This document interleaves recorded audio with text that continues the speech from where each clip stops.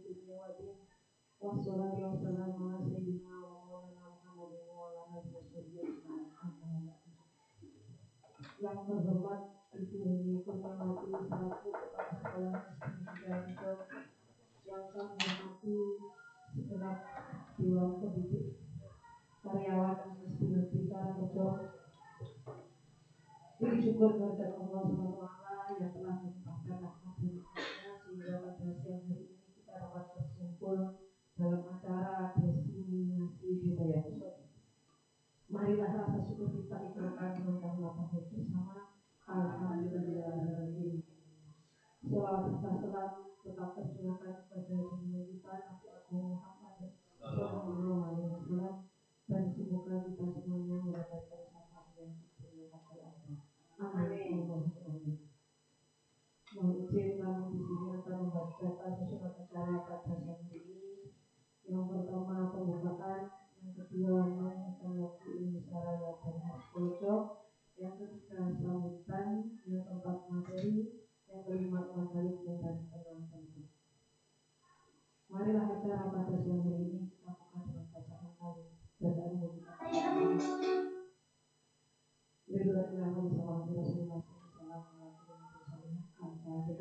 Alhamdulillah acara yang selanjutnya yaitu menyanyikan lagu Indonesia dan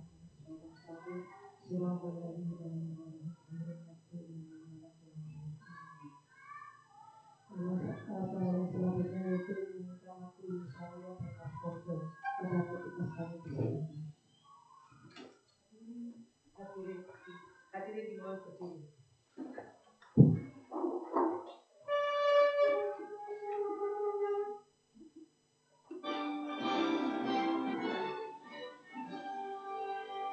Indonesia tanah airku, tanah tumpah darahku.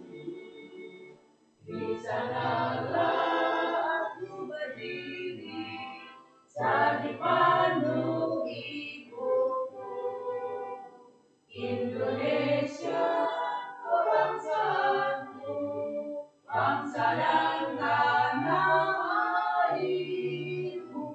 Marilah kita bersatu, Indonesia bersatu. Hiduplah tanahku, hiduplah negeriku, bangsaku, rakyatku, semuanya. Bangunlah jiwanya, bangunlah badannya, untuk Indonesia Raya.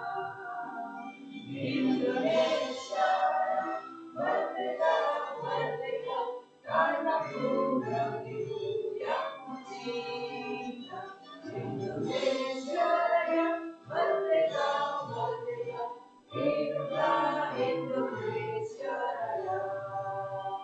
Indonesia Raya, merdeka, merdeka, tanahku, negeriku yang kucinta. Indonesia Raya, merdeka, merdeka, hiduplah Indonesia Raya.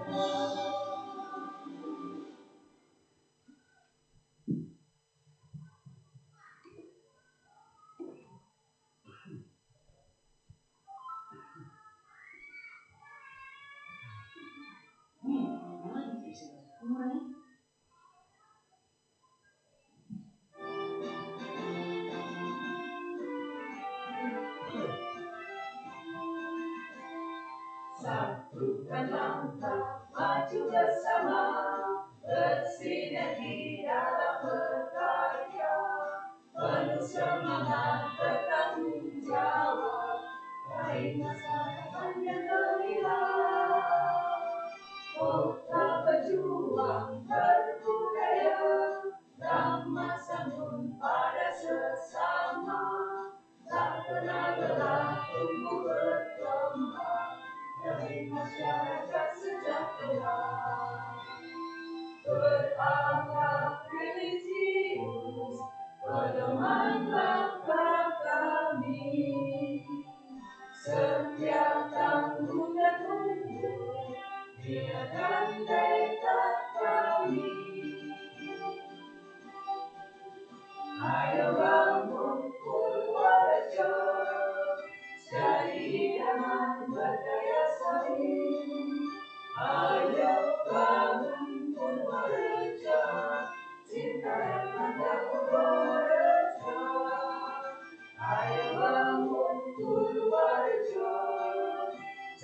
idaman berdaya saing.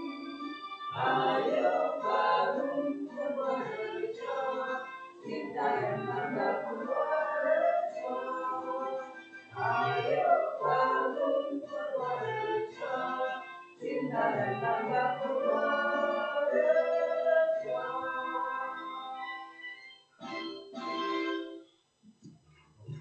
Hadirin dipersilakan duduk kembali.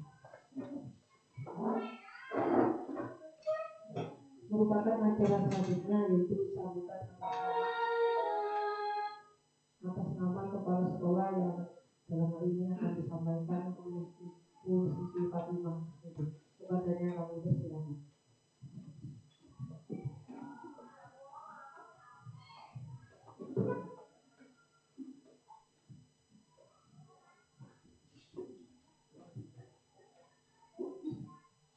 Assalamualaikum warahmatullahi wabarakatuh. Bismillahirrahmanirrahim. Alhamdulillahirrahmanirrahim. Wabihi nasta'inu ala umuri waddin wassalatu wassalamu ala asyrofil anbiya'i wal mursalin sayyidina wa maulana Muhammadin wa ala alihi washabihi ajmain amma ba'du. Pada Ibu Heni Kurniawati yang kami hormati, pada ibu-ibu kepala sekolah dari Sukoharjo, Suren, dan Ibu Guru Mus dari Semadu yang kami hormati, serta pada teman-temanku semua yang kami hormati.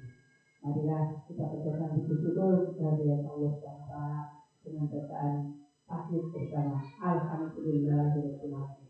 Salam kita terutama pada dunia kita Nabi Muhammad SAW yang kita nanti-nantikan sahabatnya dari dunia asal akhirah. Bapak Ibu yang kami hormati, saya di sini mewakili Ibu Kepala Sekolah yang kebetulan pada hari ini ada tugas mempersiapkan untuk perlombaan besok pagi. Oleh karena itu kami minta maaf kepada ibu-ibu bahwa Ibu Kepala Sekolah tidak bisa menghadiri pertemuan ini. Dari saya mengucapkan terima kasih pada semua yang sudah hadir di ruangan ini, dan semoga pertemuan diseminasi budaya positif akan membawa dampak yang positif untuk kita semua dalam pendidikan, terutama untuk Purworejo. Untuk itu semoga apa yang dicita-citakan para CGP Angkatan 11 semoga berhasil maksimal dan bermanfaat bagi dunia pendidikan terutama. Dari saya banyak, kurang lebihnya mohon maaf yang setulus-tulusnya. Wassalamualaikum warahmatullahi wabarakatuh. Kami ucapkan terima kasih. Nah, selanjutnya yaitu materi diseminasi budaya positif yang akan disampaikan oleh CGP Angkatan 11 Ibu Retno Utami Wahyudi. Kepada beliau kami persilakan. Terima kasih. Sampaikan selamat siang. Assalamualaikum warahmatullahi wabarakatuh. Terima kasih kami ucapkan untuk Ibu Nani selaku Kepala Siswa Akso dan juga Bu Indonesia SD Sore dan juga Ibu Guru Umus SD Madu atas tahunnya, dan juga Pak Ibu Guru yang lain. Terima kasih atas semua. Mengikuti destinasi di sini. Baiklah, langsung saja. Hari ini saya akan melaksanakan diseminasi budaya positif. Saya mendatangi CGP Angkatan 11 Kabupaten Purworejo.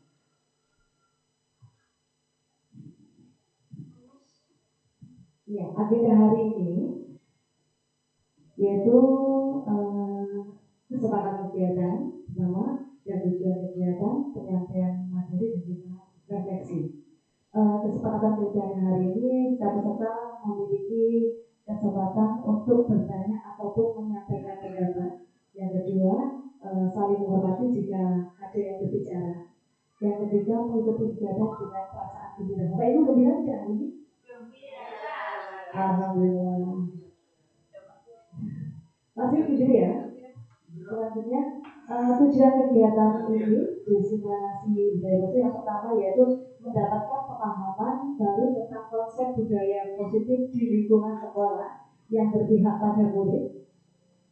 Yang kedua, memahami konsep disiplin positif untuk menciptakan murid dengan profil pelajar Pancasila. Yang ketiga, memahami peran kita sebagai guru untuk membangun budaya positif dengan menerapkan konsep disiplin positif dalam berinteraksi dengan murid. Ya, pengantar kali ini ada sosok Ki Hajar Dewantara. Menurut Ki Hajar Dewantara, tujuan pendidikan adalah menuntut segala kekuatan kodrat yang ada pada anak-anak agar mereka dapat mencapai keselamatan dan kebahagiaan setinggi-tingginya, baik sebagai manusia individu maupun anggota masyarakat. Filosofi pendidikan Ki Hajar Dewantara bahwa sekolah itu sebagai tempat persemaian benih-benih kebudayaan. Di sini guru diibaratkan sebagai petani dan anak didik kita diibaratkan sebagai benih. Nah, Bapak Ibu, apakah Bapak Ibu setuju bila pemberian hukuman dapat mendisiplinkan siswa? Setuju tidak Bapak Ibu? Setuju kalau dengan diberi hukuman anak akan disiplin? Tidak setuju ya? Malah apa juga? Iya. Yang kedua, pemberian hadiah. Pemberian hadiah meningkatkan prestasi siswa. Ya tidak, Bapak Ibu? Lebih bersemangat karena ada hadiahnya. Tetapi kalau tidak ada hadiah, anak tidak bersemangat ya. Selanjutnya, guru harus memberikan solusi untuk setiap siswa yang bermasalah. Sudah Pak Ibu? Sudah ya? Sudah. Selanjutnya, guru berperan sebagai teman bagi siswa. Nah sekarang diharapkan guru bisa menjadi teman bagi siswa. Jadi saat dengan murid ada apa-apa bisa dekat dengan dia, dengan Bapak Ibu guru. Iya. Iya. Apa itu budaya positif? Perwujudan dari nilai-nilai atau keyakinan universal yang diterapkan di sekolah. Nah di sini nanti ada konsep-konsep inti untuk menciptakan budaya positif. Yang pertama ada disiplin positif, yang kedua motivasi perilaku manusia, yang ketiga ada keyakinan kelas atau sekolah, selanjutnya kebutuhan dasar manusia, ada posisi tokoh seorang guru, dan yang terakhir ada signifikan restitusi. Budaya positif. Budaya positif di sekolah sangatlah penting untuk mengembangkan anak-anak yang memiliki karakter yang kuat sesuai dengan profil pelajar Pancasila. Pentingnya membangun budaya positif di sekolah sesuai dengan filosofi pendidikan Ki Hajar Dewantara, yaitu pendidikan yang berpihak pada murid untuk membantu Bapak dan Ibu mencapai visi. Peran seorang pemimpin pada sebuah institusi dalam menggerakkan dan memotivasi warga sekolah agar meyakinkan dan menerapkan visi atau nilai-nilai yang disepakati, sehingga tercipta budaya yang berpihak pada murid. Dalam membangun budaya positif tersebut, kita akan meninjau lebih dalam tentang strategi menumbuhkan lingkungan yang positif dan melakukan refleksi atau penerapan disiplin yang dilakukan selama ini di lingkungan sekolah. Nah, di sini ada disiplin dan nilai-nilai kebajikan universal. Yang pertama, makna disiplin positif mengamati penerapannya di lingkungan serta kaitan teori kontrol dengan 3 motivasi perilaku manusia. Yang kedua, makna kontrol berdasarkan teori kontrol Dr. William Glasser serta miskonsepsi yang terjadi di kehidupan sehari-hari, perubahan paradigma stimulus respon kepada teori kontrol. Yang ketiga, pentingnya memilih dan menentukan nilai-nilai kebajikan yang diyakini dan disepakati seluruh warga sekolah sehingga telah tercipta sebuah budaya positif. Nah, coba Bapak Ibu praktekkan. Tangan Bapak Ibu menggenggam. Kira-kira Anda dan teman Anda akan mengepal, cobalah bukaan. Adalah tugas Anda mengepal. Nah, kita membuka tangan kita itu sesuai dengan siapa Pak? Apakah teman Pak Ari bisa mencoba membuka tangannya Mbak Ratna? Bu Ratna? Jelas tidak kan? Dipaksa, kenapa? Paksa ya? Ya, dari aktivitas tadi ada yang bersedia membuka dan yang tetap bertahan menutup kepala tangannya. Jadi siapa yang sesungguhnya memegang kontrol setiap menutup kepala tangan atau yang berusaha dengan segala cara untuk membuka kepala tangan rekannya, yaitu kita sendiri yang bisa mengontrol, yang bisa menggenggam atau membuka kepala tangan itu tergantung dari diri kita sendiri. Pergeseran paradigma teori kontrol. Dr. Benjamin, ilusi guru mengontrol murid, ilusi bahwa semua pengaruh musik efektif dan bermanfaat, ilusi bahwa kritikan dan membuat orang merasa bersalah dapat menguatkan karakter. Ilusi orang dewasa memiliki hak untuk memaksa. Yang pertama, miskonsepsi tentang makna kontrol. Psikiater dan pendidik Dr. William Blazer dalam kontrol teori yang kemudian hari berkembang dinamakan case theory meluruskan beberapa miskonsepsi tentang makna kontrol. Yang pertama, ilusi guru mengontrol murid. Pada dasarnya kita tidak dapat memaksa murid untuk berbuat sesuatu jika murid tersebut memilih untuk tidak melakukannya. Walaupun tampaknya guru sedang mengontrol perilaku murid, hal demikian terjadi karena murid sedang mengizinkan dirinya dikontrol. Saat itu bentuk kontrol guru menjadi kebutuhan dasar yang dipilih murid tersebut. Dari kontrol menyatakan bahwa semua perilaku memiliki tujuan, bahkan terhadap perilaku yang tidak disukai. Yang kedua, ilusi bahwa semua penguatan positif efektif dan bermanfaat. Penguatan positif atau bujukan adalah bentuk-bentuk kontrol. Segala usaha untuk mempengaruhi murid agar mengulangi suatu perilaku tertentu adalah suatu usaha untuk mengontrol murid tersebut dalam jangka waktu tertentu. Kemudian murid tersebut akan menyadari dan mencoba untuk menolak bujukan kita, atau bisa jadi murid tersebut menjadi tergantung pada pendapat sang guru untuk berusaha. Yang ketiga, ilusi bahwa kritik dan membuat orang merasa bersalah dapat menguatkan karakter. Menggunakan kritik dan rasa bersalah untuk mengontrol murid menuju pada identitas yang gagal. Jadi Bapak Ibu kalau membuat orang bersalah itu akan membuat murid itu merasa gagal. Mereka belajar untuk merasa buruk tentang diri mereka. Mereka jadi merasa, aduh, aku sudah berbuat salah, membuat orang lain menjadi kecewa. Mereka mengembangkan dialog dirinya yang negatif. Kadang-kadang sulit bagi guru untuk mengidentifikasi bahwa mereka sedang melakukan perilaku ini karena seringkali guru cukup menggunakan suara halus untuk menyampaikan pesan negatifnya. Jadi tidak perlu dengan bahasa yang kasar-kasar. Selanjutnya, ilusi bahwa semua penguatan positif efektif dan bermanfaat. Banyak orang dewasa yang percaya bahwa mereka memiliki tanggung jawab untuk membuat murid berbuat hal-hal tertentu. Apapun yang dilakukan dapat diterima selama ada sebuah acuan yang berdasarkan sebuah pengukuran kinerja. Pada saat itu pula, orang dewasa akan menjadi bahwa perilaku memaksa tidak akan efektif untuk waktu jangka panjang, dan sebuah hubungan permusuhan akan terbentuk. Nah, di sini bagaimana seorang bisa berubah dari paradigma stimulus respon kepada pendekatan teori kontrol. Yang pertama, stimulus respon, realitas kebutuhan kita sama. Dari kontrol, realitas kebutuhan kita berbeda. Semua orang melihat hal yang sama. Di teori kontrol, setiap orang memiliki gambaran yang berbeda. Stimulus respon, kita mencoba mengubah orang agar berpandangan sama dengan kita. Di teori kontrol, kita berusaha memahami pandangan orang lain tentang dunia. Di stimulus respon, perilaku buruk dinilai sebagai suatu kesalahan. Semua perilaku memiliki tujuan. Sehingga orang lain bisa mengontrol saya, hanya Anda yang bisa mengontrol diri Anda. Saya bisa mengontrol orang lain, Anda tidak bisa mengontrol orang lain.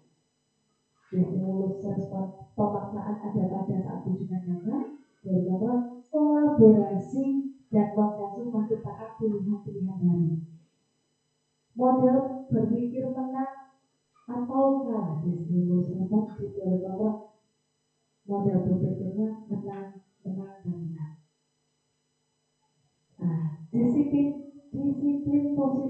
apa sih disiplin? Bapak Ibu sering mendengar disiplin itu apa?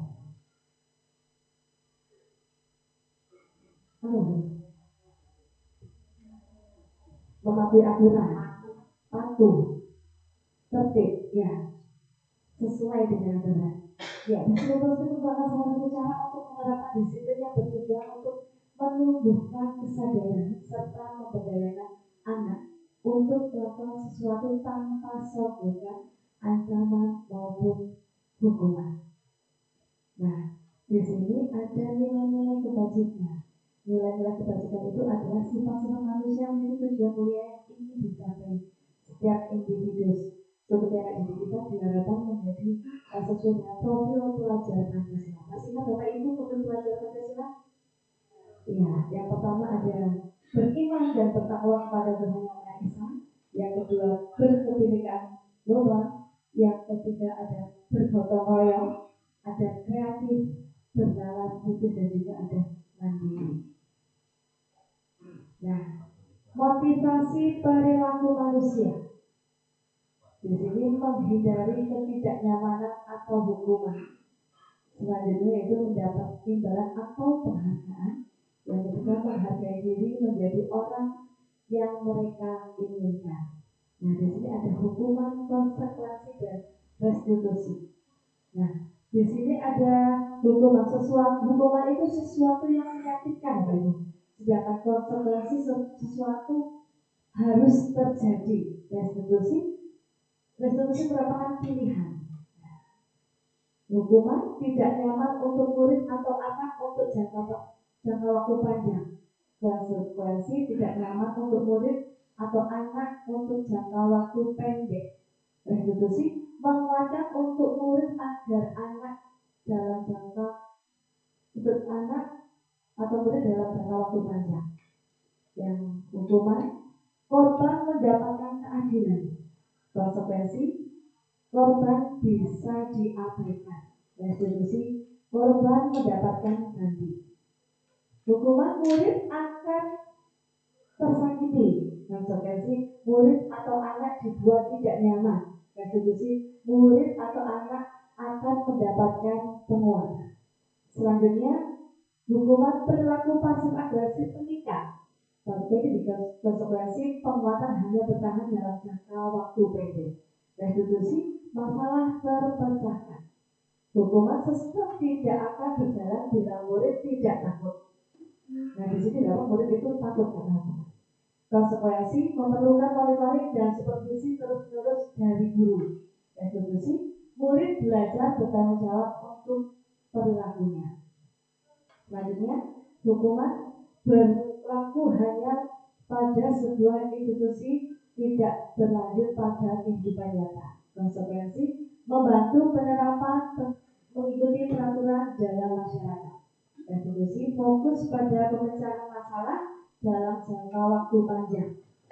Hukuman, peraturannya adalah kamu harus. Tapi kalau konsekuensi, apa peraturannya? Maupun kamu melakukannya, terima kasih. Restitusi, apa yang kamu yakini? Apa yang bisa kamu lakukan untuk memperbaiki masalah ini? Di hukuman, murid atau anak membenci peraturan. Di konsekuensi, murid atau anak menghormati peraturan. Di restitusi, murid anak menghormati dirinya dan orang tuanya. Nah, di sini ada identitas gagal dan identitas sukses. Murid atau anak belajar menyembunyikan kesalahan. Murid atau anak belajar taat peraturan. Restitusinya, murid akan belajar memecahkan masalah. Mencoba mengontrol anak dengan penguatan negatif atau membayar imbas kesalahan. Konsekuensi, mencoba mengontrol anak dengan penguatan positif. Restitusi, anak paham bahwa dirinya sendiri yang pegang kendali kontrol. Hukuman, dampak pada murid marah, merasa bersalah, rendah diri, mengasingkan diri. Sedangkan konsekuensi, kehilangan hak, waktu jeda seorang diri, dan pertahanan. Di restitusi, murid atau anak tidak kehilangan waktu namun bersemangat untuk memperbaiki diri. Hukuman tiba-tiba tidak diharapkan atau sangat melukai. Konsekuensi sudah diketahui masuk akal. Restitusi berupa undangan untuk mengadakan restitusi. Hukuman dibuat oleh guru. Sedangkan konsekuensi dibuat oleh guru dan murid atau anak berdasarkan kesepakatan. Dan restitusi dibuat oleh murid atau anak. Hukuman menyakitkan, guru menjalani konsekuensi dengan menyalahkan, mengkritik, menyindir, dan merendahkan. Sedangkan konsekuensi membantu guru menyatakan peraturan, melakukan peringatan, dan menerapkan konsekuensi. Restitusi menguatkan guru, menyebutkan keyakinan kelas, membimbing kerangka acuan berpikir restitusi murid atau anak. Jadi di restitusi di sini guru kembali ke keyakinan kelas. Nanti kita belajar bersama. Selanjutnya berdasarkan bagian di atas, berikut adalah penjelasan tentang hukuman, konsekuensi, dan restitusi. Hukuman itu tidak terencana, Pak Ibu. Bersifat satu arah, bisa berupa hukuman fisik, psikis, atau kantong-kantong kasar. Sedangkan konsekuensi bersifat terencana, sudah disepakati bentuk-bentuk konsekuensinya dibuat oleh pihak guru atau sekolah. Sedangkan restitusi adalah proses menciptakan kondisi bagi murid untuk memperbaiki kesalahan mereka, sehingga mereka bisa kembali pada kelompok mereka dengan karakter yang lebih kuat. Jadi kalau hukuman itu tidak terencana, jadi anak misalnya terlambat sekolah langsung disuruh lari ke lapangan, nah itu termasuk hukuman. Kalau konsekuensi, misalnya Buraka tidak sengaja mematahkan pensil Pak Ari, otomatis Buraka mengembalikan. Nah, itu adalah konsekuensi. Dan jika yang restitusi itu kita nanti kita melakukan 3 tindakan. Nanti kita belajar kembali di berikutnya. Selanjutnya konsekuensi atau hukuman. Mencatat 100 kali dalam buku kalimat. Itu termasuk apa, Pak Ibu? Hukuman atau konsekuensi? Hukuman. Saya tidak akan terlambat lagi karena terlambat ke sekolah. Lari mengelilingi lapangan basket 2 kali. Hukuman. Membersihkan coretan yang dibuat di meja tulis. Konsekuensi. Murid diminta push up 15 kali karena tidak menggunakan masker ke sekolah. Berdiri di depan kelas sambil mengangkat kaki 1. Hukuman. Karena tidak bisa menjawab. Terus membersihkan WC karena merusak pensil teman. Lari keliling lapangan karena terlambat 10 menit pada saat pelajaran PJOK.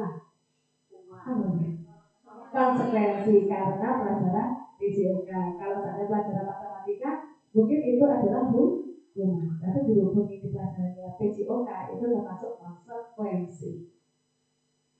Selanjutnya, dihukum oleh penghargaan. Bahwa penghargaan berlaku sama dengan hukuman dalam arti meminta atau membujuk seseorang melakukan sesuatu untuk memenuhi suatu tujuan tertentu dari faktor orang yang meminta atau membujuk dorongannya eksternal dan ada ketergantungan. Beberapa dampak dari pemberian penghargaan Al-Bendung tahun 1993 yaitu pengaruh sangat hukuman oleh penghargaan itu berpengaruh pada jangka pendek dan jangka panjang, bahkan tidak efektif. Penghargaan merusak hubungan. Penghargaan itu bisa mengurangi kecepatan, penghargaan mengurangi kualitas, dan juga penghargaan mematikan kreativitas. Penghargaan juga menghukum motivasi dari dalam diri. Jadi kalau anak-anak belajar karena penghargaan, suatu saat penghargaan itu tidak ada, akan mengurangi motivasi, akan mengurangi mematikan kreativitas anak tersebut. Nah, monggo Bapak Ibu sembari menikmati kalian mundur. Nah, mengapa keyakinan kelas bukan peraturan kelas? Bapak Ibu, kira-kira keyakinan kelas dengan peraturan kelas atau kesepakatan kelas sama tidak? Tidak. Nah, apa itu keyakinan kelas? Nah, Mengapa kita memiliki peraturan tentang penggunaan helm pada saat mengendarai roda 2 atau motor? Yang kedua, mengapa kita memiliki peraturan tentang penggunaan masker dan mencuci tangan setiap saat? Nah, di sini mengendarai helm pada saat berkendara sepeda motor itu nilai kebajikannya apa, Bapak Ibu? Nilai keyakinannya apa ini? Keselamatan. Mengapa kita memiliki peraturan menggunakan masker dan mencuci tangan? Kesehatan. Nilai keselamatan atau kesehatan inilah yang disebut sebagai suatu keyakinan. Keyakinan yaitu nilai-nilai kebajikan universal yang disepakati secara tersirat dan tersurat, lepas dari latar belakang suku, negara, bangsa ataupun negara. Selanjutnya, keyakinan kelas dibuat berdasarkan kesepakatan antara guru dan siswa bersifat universal. Yang kedua, peraturan biasanya dibuat oleh guru bersifat satu arah. Nanti keyakinan itu dibuat guru bersama dengan murid dan nanti ada kesepakatannya. Nah, prosedur pembentukan keyakinan sekolah atau kelas yaitu yang pertama, mempersilahkan warga sekolah atau siswa untuk mencurahkan ide tentang peraturan yang akan disepakati, mencatat semua masukan.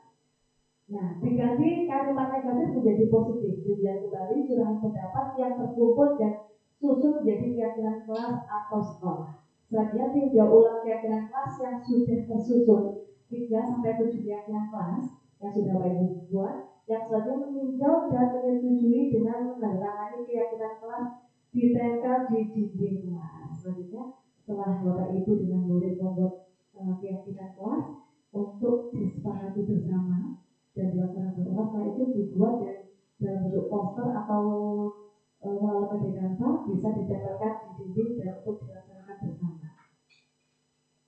Selanjutnya, peraturan keyakinan kelas atau keyakinan kelas Bapak Ibu selalu kembali, ini langsung ada jawabannya karena saya belum sama sering gitu ya. Selalu kembalikan buku ke tempatnya. Nilai keyakinannya Bapak Ibu kalau jawab ya, dilarang mengganggu orang, menghormati orang lain. Hadir di sekolah 15 menit sebelum pembelajaran dimulai, menghormati orang atau komitmen. Disiplin masuk tidak? Masuk. Dilarang melakukan kekerasan, keselamatan, dilarang menggunakan narkoba, kesehatan, bergantian atau menunggu giliran, kesabaran atau menghormati orang lain, gunakan masker, kesehatan. Yang kedelapan, jangan berlari di kelas atau koridor, keamanan. Selanjutnya, di sini ada 5 posisi kontrol. Yang pertama adalah penghukum, pembuat merasa bersalah, ada sebagai teman, pemantau, dan manajer. Berikut contoh video posisi kontrol. Bapak Ibu sekali nanti jangan berarti ya.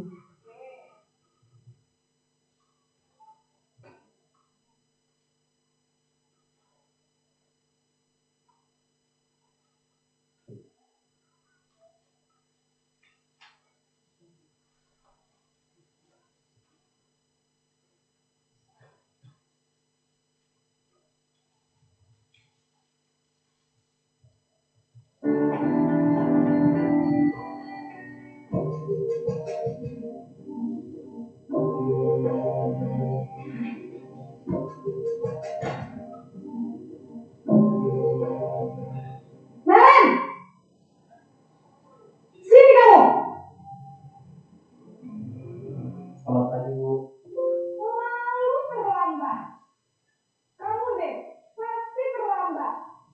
Maaf, Bu. Saya... Apa? Apa coba? Alasan kamu apa lagi? Kapan sih kamu tidak terlambat? Malas sekali ya kamu jadi anak. Saya... Dasar pemalas. Gak kapok-kapok sih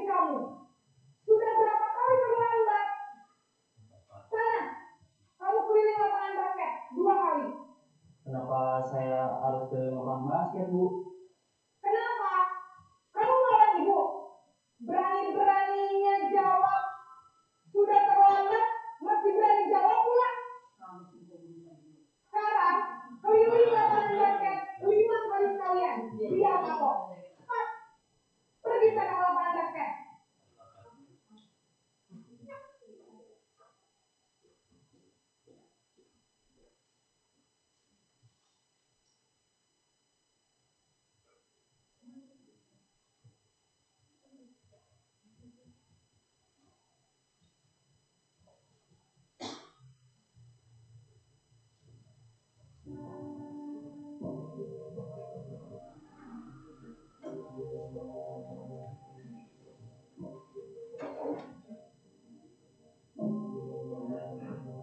Naren!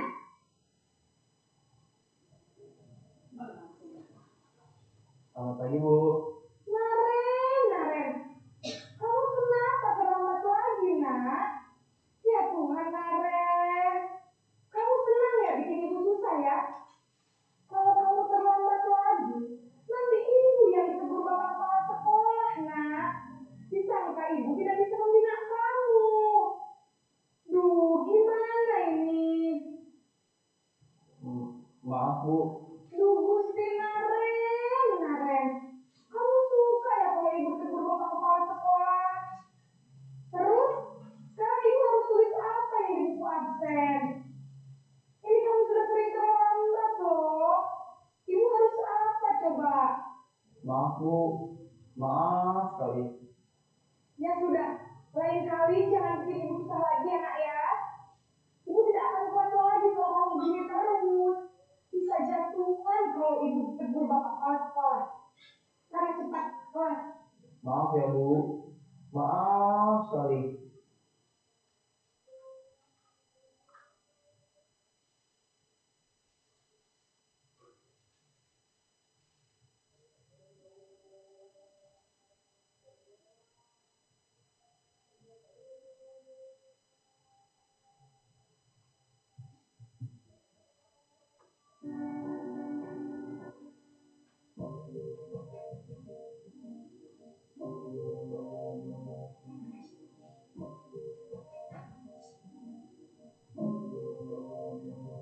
Naren!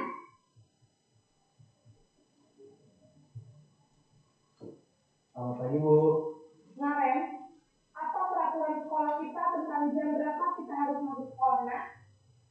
Kita harus di sekolah jam 7, Bu. Iya, betul. Sekarang sudah jam 7.20. Naren sudah tahu konsekuensinya jika terlambat hadir. Paham, Bu.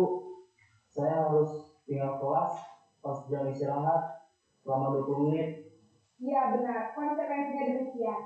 Jadi nanti jam 9.30 pas istirahat, kamu harus tinggal di kelas, kerjakan tugas tambahan untuk ketertinggalan kamu, ya? Baik, Bu.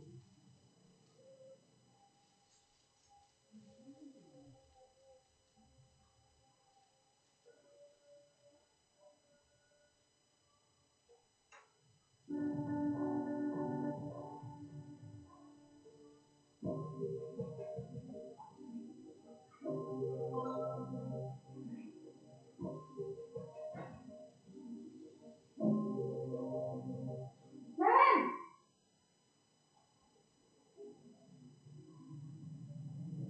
Selamat pagi, Bu. Wah, sudah jam berapa ini, nak? Terlambat lagi ya, sayang? Iya, Bu. Habis ibu saya lupa bangunkan saya, Bu. Kamu malah menyalahkan ibu kamu. Kamu bukannya anak yang larinya paling kencang. Kok terlambat sih? Iya, Bu. Saya memang terlambat bangun tadi. Jadi, biarpun saya lari kencang, tetap nggak kekejar, Bu. Ya sudah sana. Nanti lain kali larinya lebih kencang lagi ya. Biar gak terlambat lagi. Bikin seneng ibu. Demi ibu. Bisa kan? Bisa lah, Bu. Ya sudah sana masuk kelas. Ibu beresin urusan absen kamu. Kamu ini ada-ada saja.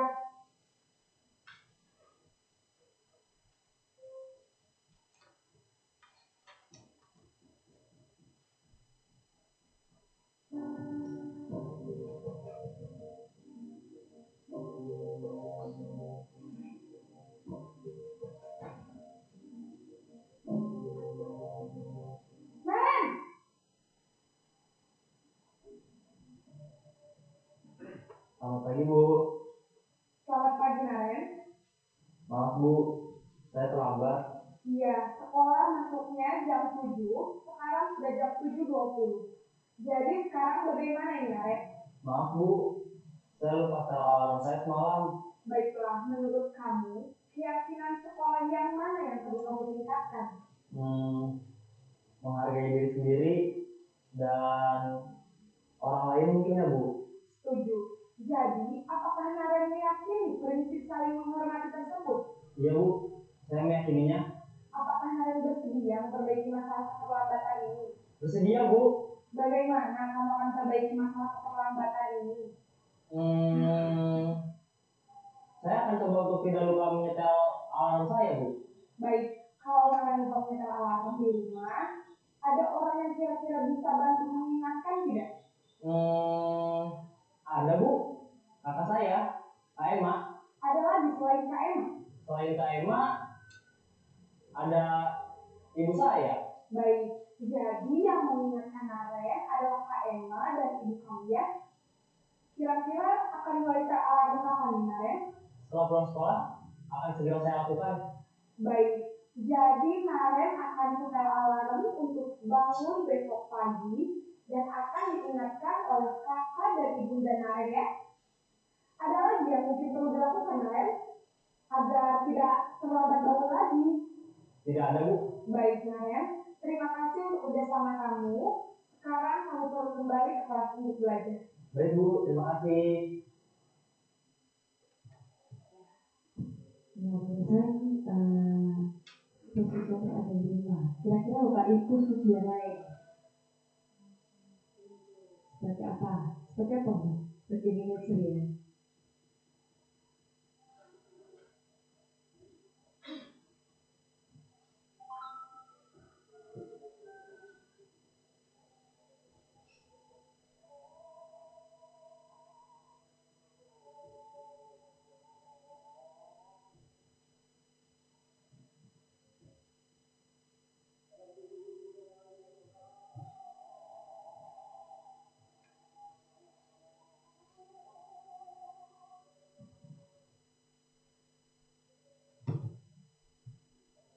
Nah, di sini ada 5. Yang pertama ada sebagai penghukum, yaitu menghadik, menunjuk, berkecak pinggang, membentak, hukuman fisik atau verbal. Dampaknya anak menjadi pendendam, tidak menyukai guru atau mapel tertentu. Selanjutnya, membuat merasa bersalah, suara lembut namun menyalahkan siswa. Guru menyatakan kesalahan pada siswa dengan guru menderita. Dampaknya membuat siswa merasa bersalah, rendah diri dan menarik diri. Selanjutnya sebagai teman, guru bersikap ramah, cenderung bersenda gurau untuk menghangatkan suasana. Dampaknya murid tergantung pada satu orang, membuat siswa tidak mandiri. Ya, selanjutnya di sini ada pemantau. Nada bicara dan ekspresi datar identitas berhasil. Pemantau tetap memantau saat siswa diberi saksi.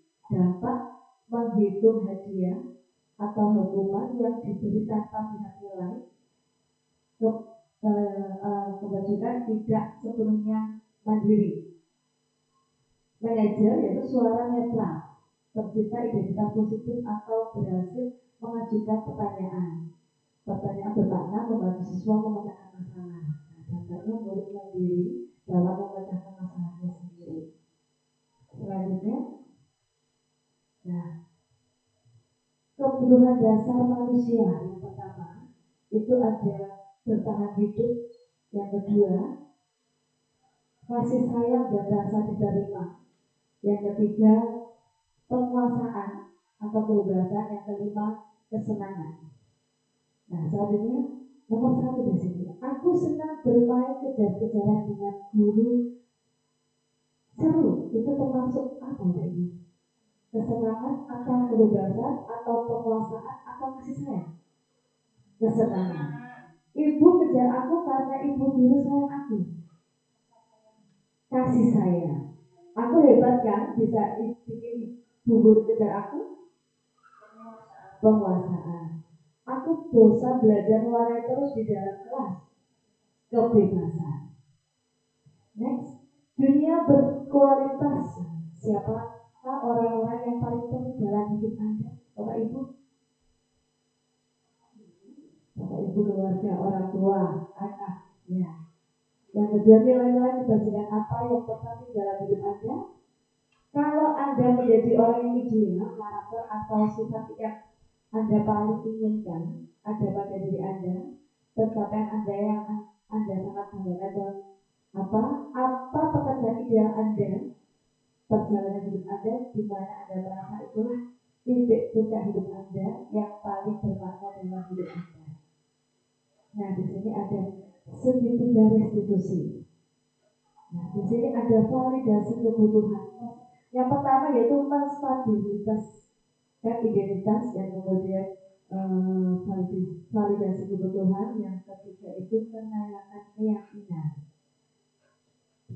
Selanjutnya, nah di sini ada video restitusi, segitiga restitusi.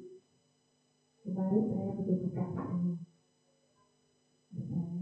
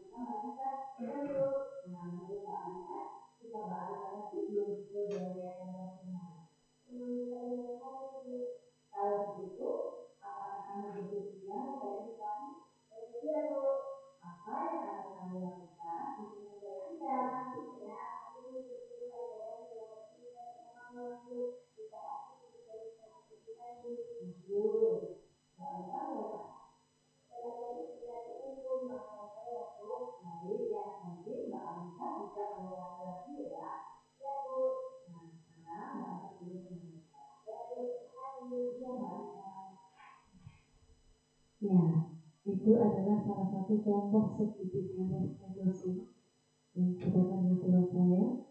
Selanjutnya, terima kasih sudah. Kemudian destinasi dari saya. Assalamualaikum warahmatullahi wabarakatuh.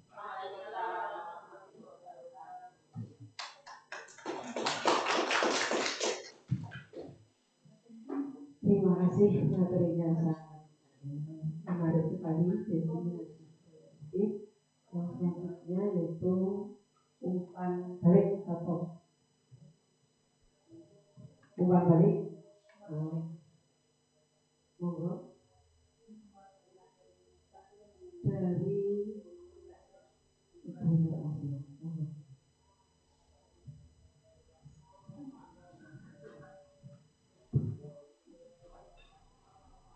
Terima kasih untuk waktu yang telah diberikan. Assalamualaikum warahmatullahi wabarakatuh. Waalaikumsalam warahmatullahi wabarakatuh. Perkenalkan, saya dari SD Negeri Majir, nama saya Nur Asia. Terima kasih untuk undangannya kepada Ibu Retno Utami. Saya menimba ilmu juga di sini. Dan paparan yang sudah disampaikan oleh Ibu Retno Utami sungguh menarik, luar biasa. Dan ini bagus sekali jika diterapkan kepada anak didik kita untuk pembelajaran sehari-hari. Tentang restitusi juga 5 posisi kontrol ya, menarik sekali. Dan dari kelima posisi kontrol tersebut yang paling menarik bagi saya itu yang sebagai manajer ya. pendidik itu harus bisa menjadi manajer, memanage semua tingkah laku anak-anak didik kita dalam pembelajaran di kelas. Jadi kita bisa menjadi teman, bisa juga menjadi apalagi tadi pemantau juga, dan kita sebagai guru harus memposisikan diri sebagai manajer di dalam kelas. Kemudian tadi tentang restitusi juga bagus sekali. Jadi jika anak didik kita mempunyai suatu permasalahan, kita tidak harus serta-merta langsung menghukumnya, tetapi kita face to face, ya, jadi konseling ya. Kita berbicara dari hati ke hati, permasalahannya apa, kemudian kita gali, dan dia juga bisa menemukan sendiri solusi yang harus dia kerjakan. Bagus sekali untuk kegiatan hari ini, diseminasi budaya positif oleh Ibu Retno Utami, CGP Angkatan 11 Kabupaten Purworejo. Semoga pendidikan Bu Retno Utami berjalan dengan lancar, baik, sukses, dan mendapatkan hasil yang bagus sesuai harapan kami. Terima kasih, kiranya hanya ini yang bisa saya sampaikan. Banyak tutur kata yang kurang berkenan, saya mohon maaf yang seterusnya. Akhir kata, wabillahi taufiq wal hidayah. Wassalamualaikum warahmatullahi wabarakatuh. Waalaikumsalam warahmatullahi wabarakatuh.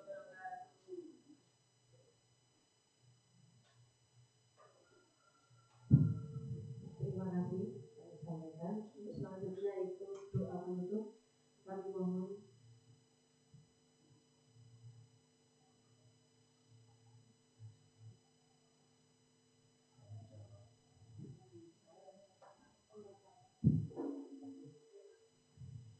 maaf kami taruh dulu untuk acara selanjutnya yaitu tanya jawab. Nah, monggo pada Bapak Ibu yang bertanya.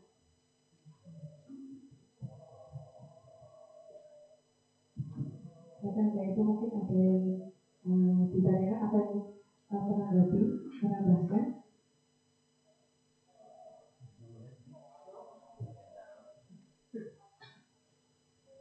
Sudah jelas sama Ibu nih. Iya. Assalamualaikum warahmatullahi wabarakatuh. Waalaikumsalam. Terima kasih Brono atas penjelasannya tentang diseminasi budaya positif. Semoga ilmu yang disampaikan Ibu Retno bermanfaat untuk kita semua. Amin. Sehingga bisa kita praktekkan di sekolah di Daranaso dan menjadi bahan pertimbangan bagi kita semua untuk menjadi guru yang lebih baik lagi ke depannya.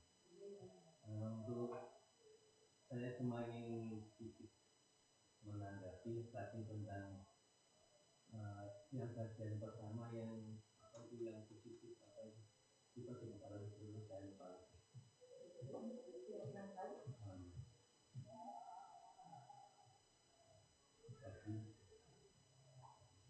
Ya yang itu tadi yang tujuan kegiatan yang terakhir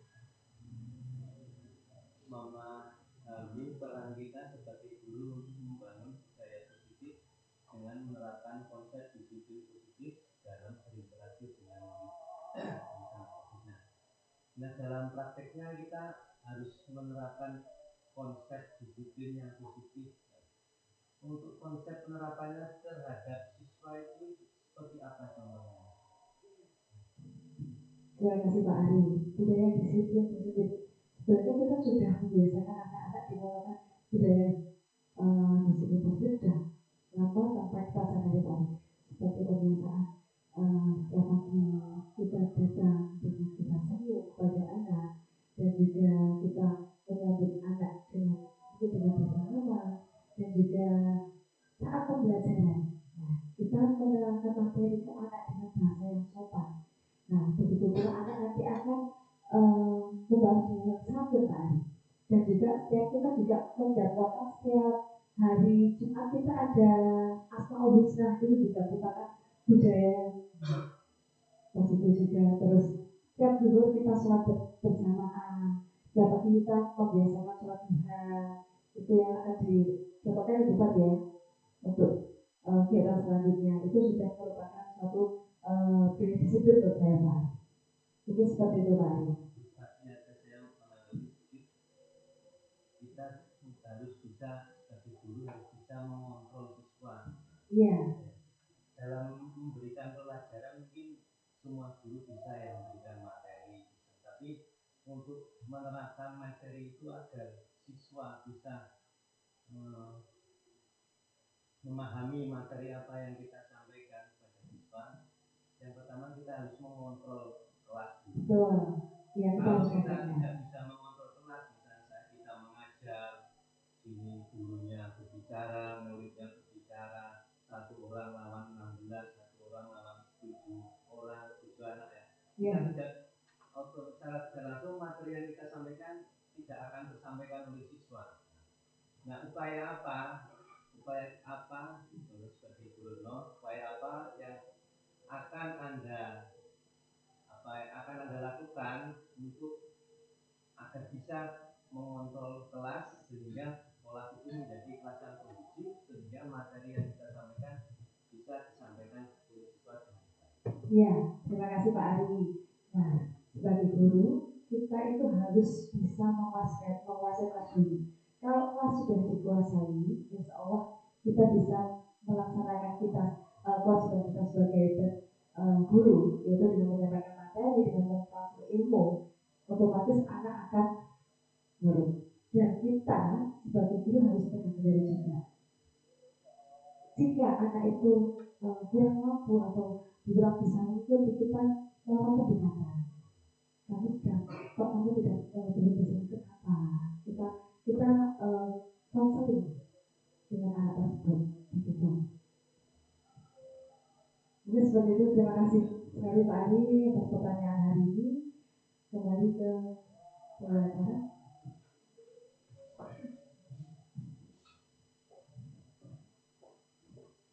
Terima kasih semuanya. Intinya kita banyak cara menuju ruang sesuai dengan kemampuan dan kebutuhan kita masing-masing. Moga ya. Untuk acara terakhir itu doa penutup kami mohon kepada Bapak Muhammad Nasuti.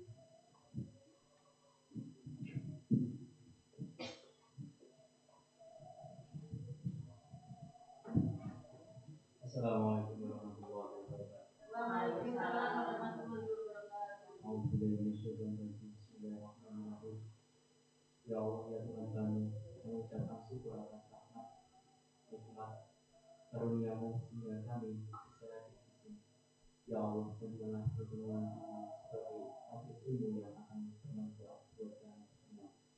Ya Allah, jadikanlah kami semua yang hadir di sini sebagai umat yang taat, umat yang manfaat, umat yang terus mengabdikan ilmu di jalanmu.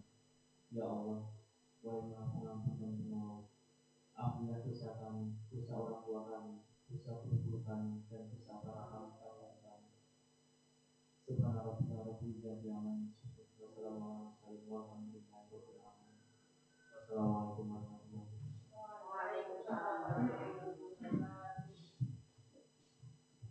Demikian acara destinasi budaya positif di angkatan 11 Kabupaten Purworejo oleh Bu Retno kami. Dari kami salam maaf. Assalamualaikum warahmatullahi wabarakatuh.